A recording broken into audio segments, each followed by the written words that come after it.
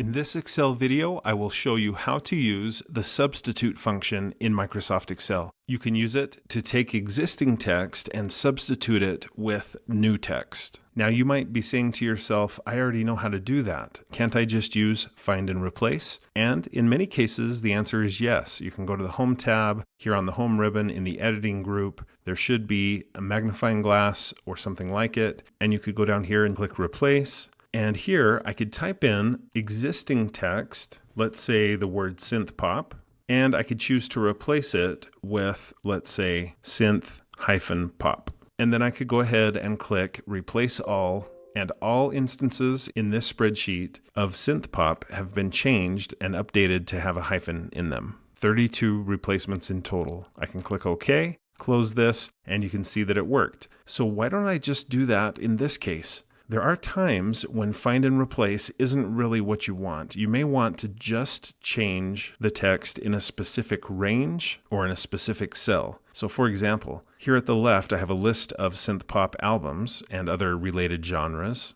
And you can see here that find and replace changed not only the list of genres, but also the names of some of the albums. This album was named not by me, but by someone else, and the official name of this album does not have a hyphen in it. So that's not really accurate for me to go ahead and just change the title of this album that someone else produced. So I'm going to undo that with Control-Z on the keyboard. Instead of using find and replace, I'm going to use the substitute function. Step one in this case is I need some space to work with. So I'm going to insert a new column between C and D. I'll do that by right-clicking on column D and choosing Insert. Now I have that blank column. And I'll click here on C1 and use the autofill handle to just drag that over so that genre is repeated here in column D. Next, I click on D2 and I'll type equals substitute. As soon as I start typing that, you can see Excel is suggesting the substitute function. It says it replaces existing text with new text in a text string.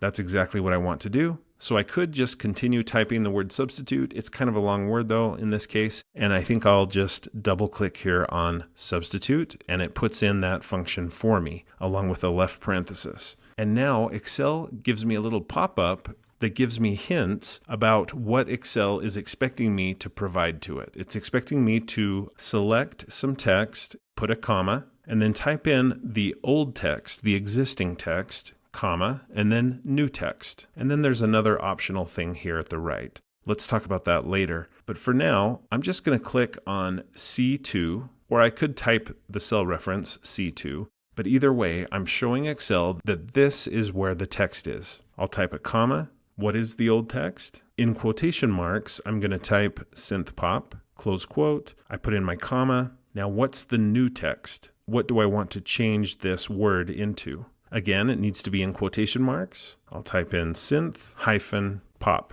close quote. And that's all that's required in this formula. I should put in my right parenthesis, but in this case, I don't really have to. And then I'll just tap enter on the keyboard, and it didn't work. Somehow, when I was typing out the formula, the cell reference C2 became G2. So I'm not exactly sure what I did wrong there, but I'm just going to change that from G2 to C2, tap enter, and it worked. Now, do I need to do that same formula over and over all the way down this spreadsheet? No. Fortunately, no. I can just click here on D2, where it looks like it says synth-pop with the hyphen, but actually what's in this cell is this formula here that you can see on the formula bar. So with that cell selected, I can just double click in the lower right-hand corner of the selected cell. There's an autofill handle there. In this case, it's so small, it's hard to see, but there it is. It's just this small green square. I'm going to go back to a more zoomed out view. I'm just going to double click on that autofill handle and look what happens. It copies that formula down the spreadsheet and it's looking for synth-pop without the hyphen and changing it into synth-pop with a hyphen. Now what if it doesn't find the word synth-pop? That's okay. It just keeps what was there already. Now what about my album that's called Synth-Pop Club Albums 2? That was not changed. Why? Because I used the substitute function, Excel is looking specifically in the column and the cell in this case that I put into the formula. So C2, that's where it's looking. It doesn't care about column B.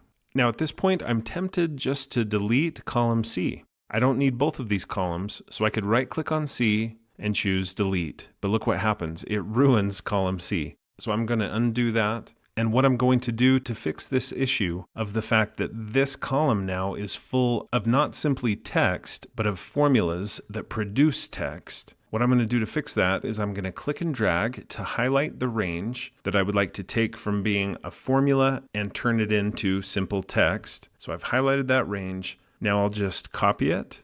In this case, I'll just go up here to the Home tab, Clipboard Group, and click on Copy. And then with that same range selected, I'm going to go here again to the same clipboard group, but this time I'll click on the lower part of the paste button and I'll choose paste values. So I've copied formulas and pasted values. So now I can delete column C and there are no issues, no errors. Now there's one other optional argument that you can use in your substitute formulas. So I'm going to insert a new tab to demonstrate this, and I'm going to go in here to the name of this album by Ulver, and I'm going to change the title of this album to make it incorrect. That's not the correct name of the album. Now let's see, how could I fix that using the substitute function? I'm just going to click here on cell C42. I'll type equals, substitute, left parenthesis. I select the text that I want to change, comma, in quotation marks, what is the old text? It's the word the. Now keep in mind, this is case sensitive, so I need to make sure that I'm typing exactly the text that I want to replace. Close quote, put in my comma, the new text, in quotation marks, I'll put the word of, comma, and then here is an optional argument that will help solve a problem. You can see the problem. Cell B42 has two instances of the word the. Which one do I want to replace with the word of? Well, in this case, it's the second instance. And so even though this is optional, in this case, I really need to use this because I don't want to change the first the, I want to change the second the. So I'll just put in a number 2. I should put in my right parenthesis, tap enter, and it worked. The formula that I just created using the substitute function, it left the first the alone, but it changed the second to be of, and that's exactly what I needed. I can now double click on the autofill handle, and the rest of this text is also corrected. If I wanted to, I could now click and drag to select the corrected text. I could then copy, and then I could select the incorrect text if I wanted to, and then I could do a paste values only, and I have now fixed the spelling in this range. So in this case, I can delete column C just by right-clicking, delete, and I've used the substitute function to correct this mistake. So I think you'll find that in many cases, find and replace is a sufficient way to fix mistakes like this or make changes, but there are cases and situations in which using the substitute function will be better and faster for you. Thanks for watching. I hope you found this tutorial to be helpful. If you did, please like, follow, and subscribe. And when you do, click the bell so you'll be notified when I post another video. If you'd like to support my channel, consider clicking the thanks button below the video, or you could support me through my Patreon account or by buying channel merch, and you'll see information about those options in the description below the video. Speaking of Patreon, I want to give a quick shout out to my $5 Patreon supporters. Thank you so much for all you do to support the channel. I really appreciate your support and also the support of all of my Patreon supporters, not just the $5 level supporters. Thank you. If any of you are interested in learning about some of these great synth pop albums or bands, you can look in the description below, and I've included some links.